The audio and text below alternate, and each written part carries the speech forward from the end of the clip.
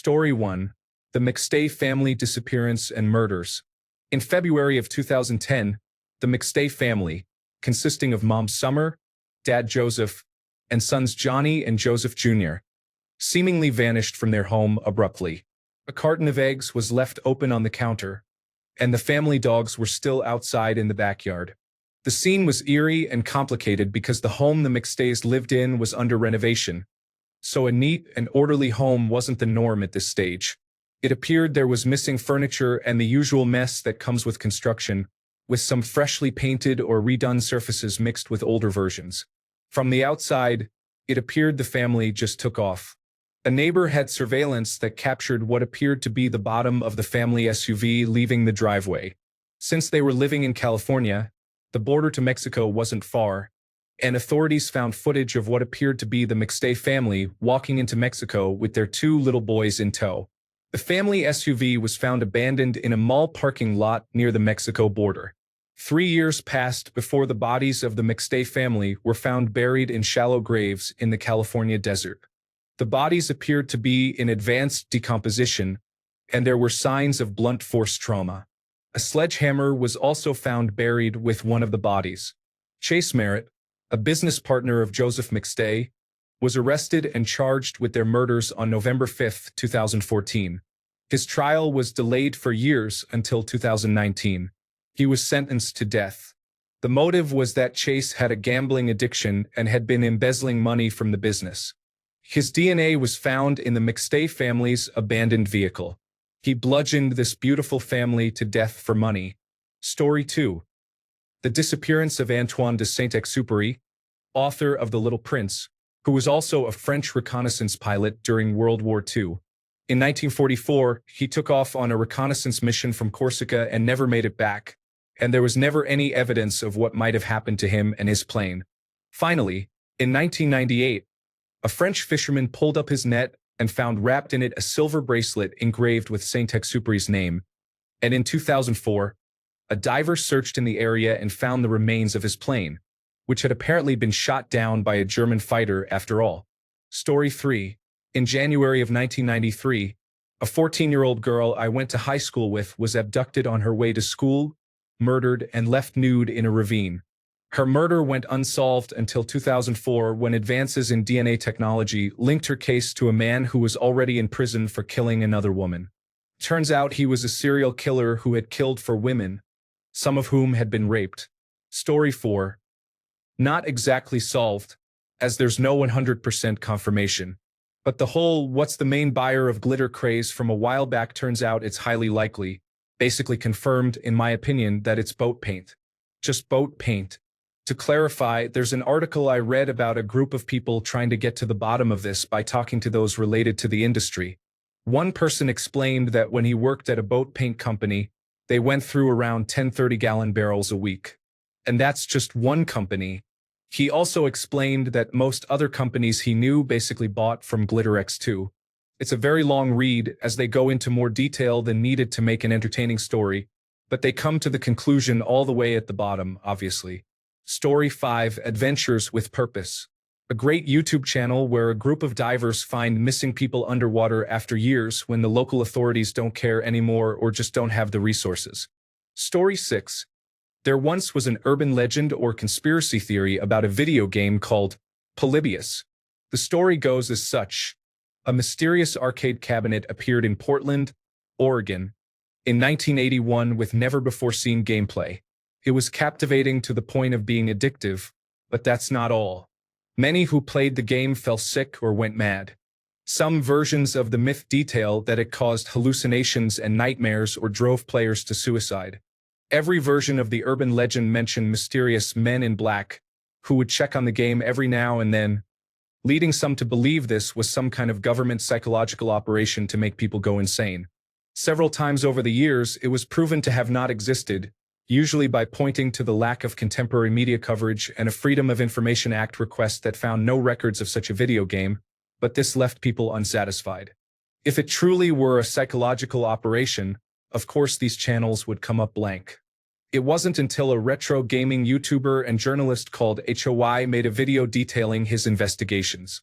He not only proved it to be false, He found the exact person, place, time, and purpose for which the rumor was created. Honestly, one of my favorite watches on YouTube and possibly my favorite documentary ever made. This guy's investigation is captivating and goes into an insane amount of detail. Story 7. Residents of Windsor, Canada, have been saying they could hear a hum coming from across the river in Detroit for the better part of a few decades. It turns out that when a steel producer turned their furnaces off recently, the hum stopped.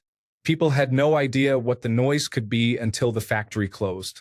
A little fun fact, Zug Island, where the factory was located, was mentioned in RoboCop and was also the destination of the SS Edmund Fitzgerald before it sank. Story 8. Devil's Kettle Falls. A stream separates into two sections. One continues normally, the other spirals deep into a hole. All sorts of things were thrown down the hole in an effort to discover where the water went. Ping pong balls, various dyes, and it was even rumored that someone stuck an old car down there. Eventually, someone came up with a clever idea. They measured the total water flow above and below the falls and discovered they were similar enough to deduce that the two streams joined back up relatively quickly. I first learned of the mystery from Reddit, and it has since been solved. Story 9. Late to the Party. Q Lazarus, who recorded the haunting Goodbye Horses, that was later included in the soundtrack for Silence of the Lambs, was a mystery for many years. It turns out that she recorded exactly 2 singles, retired from music, and is now a bus driver. Story 10. Forrest Fenn's hidden treasure chest, which he buried years ago and left clues to its location, was found within the last 2 years, I think. Story 11. The case of Adrienne Shelley, screenwriter for Waitress. Her husband came home to find her hanging in the shower, and it was initially ruled a suicide. He insisted she was happy and would never kill herself, promoting another view of the crime scene where they found a shoe print that matched a construction worker in the building. Sure enough, the construction worker went to rob her and thought he killed her, so he staged a suicide. However, the hanging ended up being the actual cause of death. Story 12. The Erebus and the Terror were found a few years ago. The 2 ships were part of an Arctic expedition and disappeared 150 years ago. Story 13. In 1997, a really weird and loud noise was detected underwater, and everyone was all, "What was that?" In 2012, it was determined it was an iceberg breaking and/or rubbing against the seabed. Story 14. The Sailing Stones of Death Valley. Rocks would magically move up to 1,500 feet in the desert. Turns out it gets cold and freezes the ground overnight, and the rocks would get pushed by the ice sheets that melted under the wind. Story 15. In 1947, a British South American Airways aircraft named Stardust disappeared. Its last message was simply Stendek. After an exhausting search, no trace of the aircraft was found. For years, conspiracy theories and talk of alien abduction circulated. In 1998, mountain climbers on a remote mountain found an engine, pieces of metal, and clothing at the bottom of a glacier on the side of Mount Tupungata. It turned out the aircraft got caught flying the wrong way in the jet stream while it was flying at night and using a system of timing when to start their descent. Being in the jet stream reduced their airspeed in relation to the Earth, and they crashed straight into the side of a mountain, after which an avalanche covered the wreckage. The wreckage took decades to flow down the side of the mountain with the glaciers. The glacier preserved the wreck so well that 50 years later, the recovery team found identifiable remains, personal items, and could read serial numbers on the engines. Amazingly, one of the landing gear tires was still inflated, and teams continued to visit the site periodically as more of the aircraft, cargo, and remains of passengers continued emerging from the ice. Story 16. Dan Rather was attacked and beaten on a New York street by 2 men who kept demanding, "What's the frequency, Kenneth?" He was rescued by a doorman, and the 2 men got away. For years, no one knew who they were. Then a man invaded National Broadcasting Company studios and killed a stagehand. When captured, he explained that the networks were beaming radio messages into his head. He wanted to know the frequency they were using so he could jam the signals. Dan Rather was shown a mugshot and positively identified his attacker. Story 17. Another science mystery. Back in the 1800s, Evolution theorists had predicted the age of the Earth to be several billion years, since this would have been necessary for the current life forms to have evolved. But Kelvin, the leading physicist at the time, had used thermodynamics to calculate the age of the Earth based on the temperature of its interior, and he said it was quite a bit younger. This was a mystery for many years and was considered one of the major flaws of the evolution theory at the time. It was not until the early 1900s that they found the answer: radioactivity. The decay of uranium and other radioactive elements is heating up the Earth, so the cooling takes longer than expected. The biologists were right all along. But when the scientists who made the discovery were about to present their findings, who was sitting at the back of the lecture room? It's Kelvin. Now an old man, he's still alive and has come to watch their presentation. They were terrified at the idea of having to stand in front of the Lord of Physics himself and explain why he was wrong. But to their great relief, he immediately fell asleep. I think about this when I myself fall asleep in physics class. It happens to the best of us.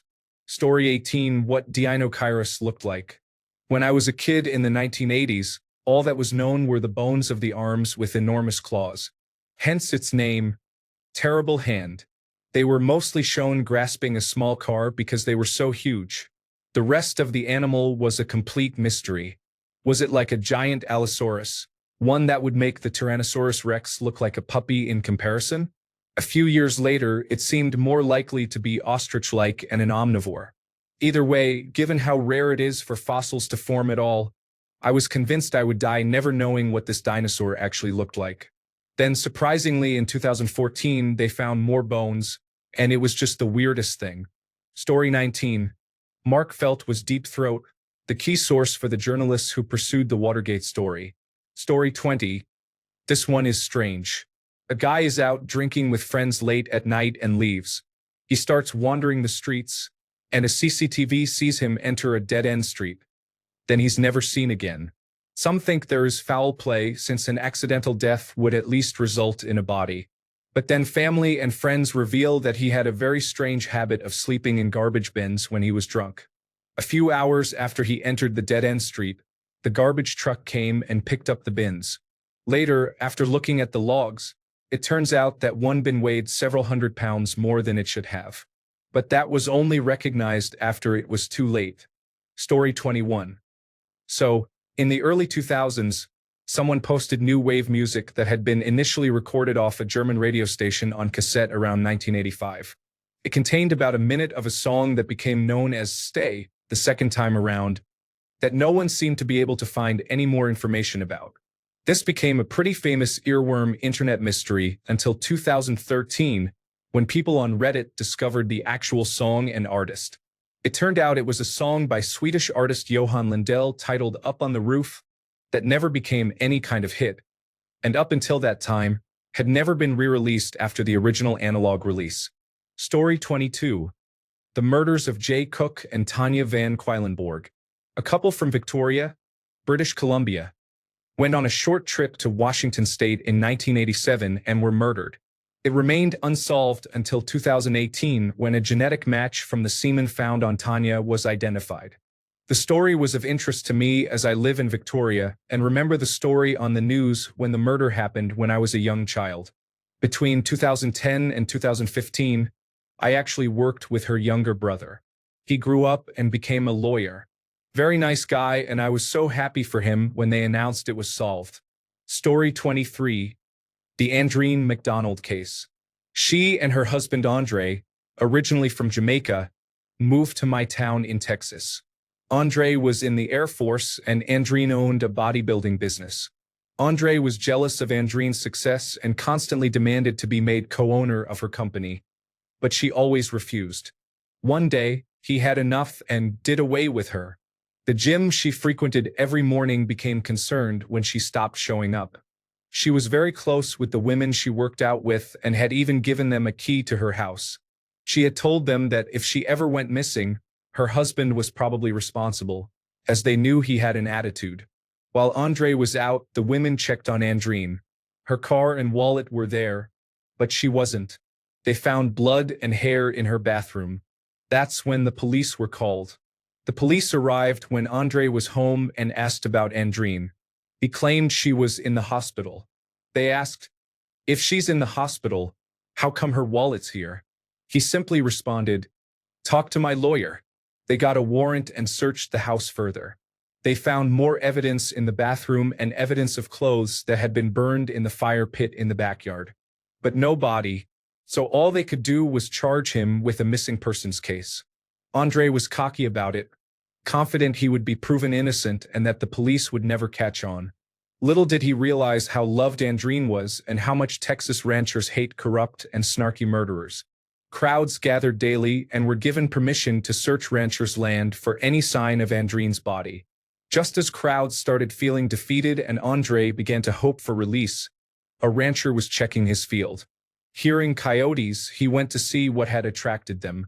He found human bones, later identified as Andreen. Proper charges were then filed.